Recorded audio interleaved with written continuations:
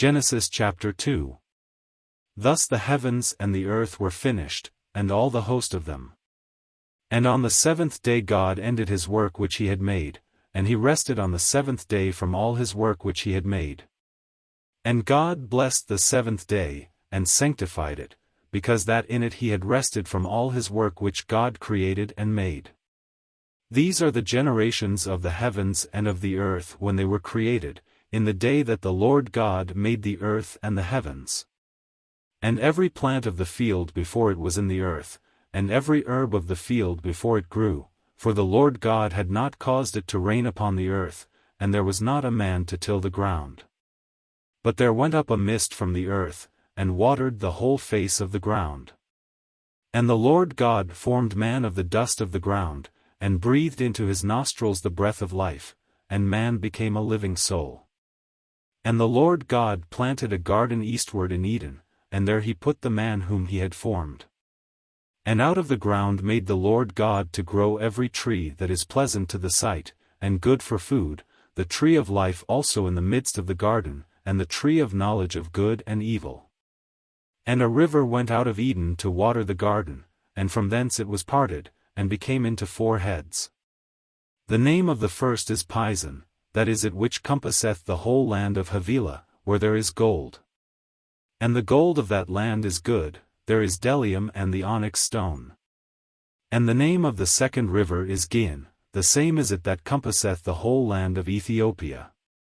And the name of the third river is Hiddekel, that is it which goeth toward the east of Assyria.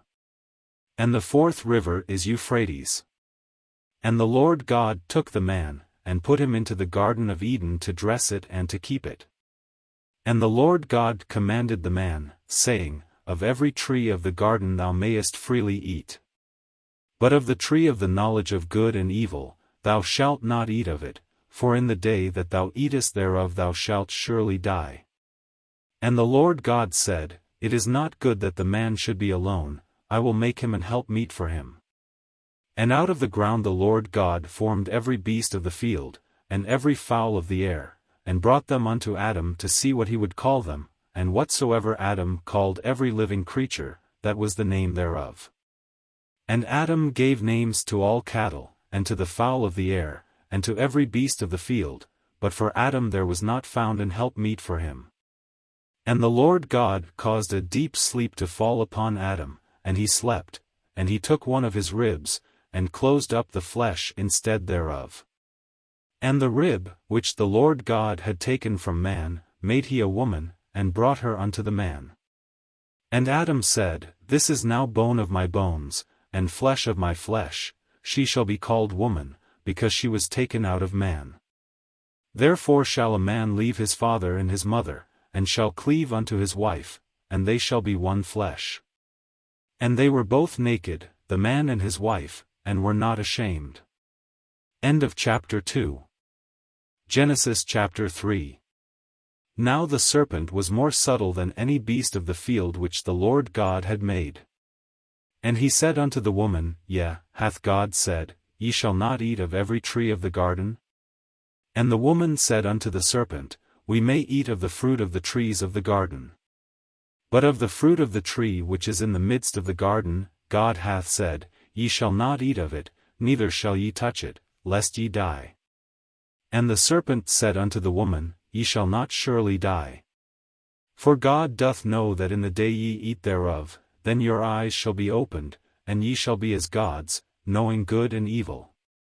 And when the woman saw that the tree was good for food, and that it was pleasant to the eyes, and a tree to be desired to make one wise, she took of the fruit thereof, and did eat, and gave also unto her husband with her, and he did eat.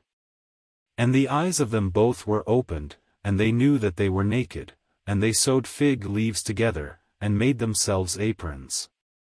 And they heard the voice of the Lord God walking in the garden in the cool of the day, and Adam and his wife hid themselves from the presence of the Lord God amongst the trees of the garden.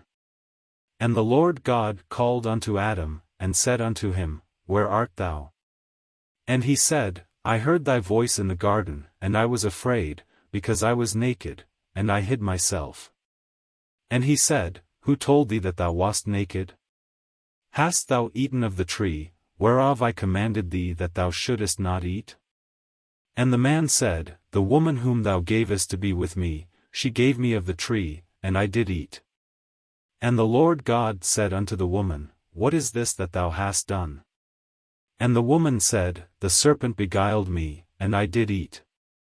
And the Lord God said unto the serpent, Because thou hast done this, thou art cursed above all cattle, and above every beast of the field, upon thy belly shalt thou go, and dust shalt thou eat all the days of thy life.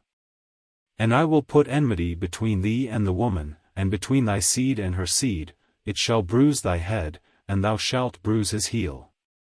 Unto the woman he said, I will greatly multiply thy sorrow and thy conception, in sorrow thou shalt bring forth children, and thy desire shall be to thy husband, and he shall rule over thee. And unto Adam he said, Because thou hast hearkened unto the voice of thy wife, and hast eaten of the tree, of which I commanded thee, saying, Thou shalt not eat of it, cursed is the ground for thy sake, in sorrow shalt thou eat of it all the days of thy life. Thorns also and thistles shall it bring forth to thee, and thou shalt eat the herb of the field. In the sweat of thy face shalt thou eat bread, till thou return unto the ground, for out of it wast thou taken, for dust thou art, and unto dust shalt thou return. And Adam called his wife's name Eve, because she was the mother of all living. Unto Adam also and to his wife did the Lord God make coats of skins, and clothed them. And the Lord God said, Behold, the man is become as one of us, to know good and evil, and now, lest he put forth his hand, and take also of the tree of life, and eat, and live forever.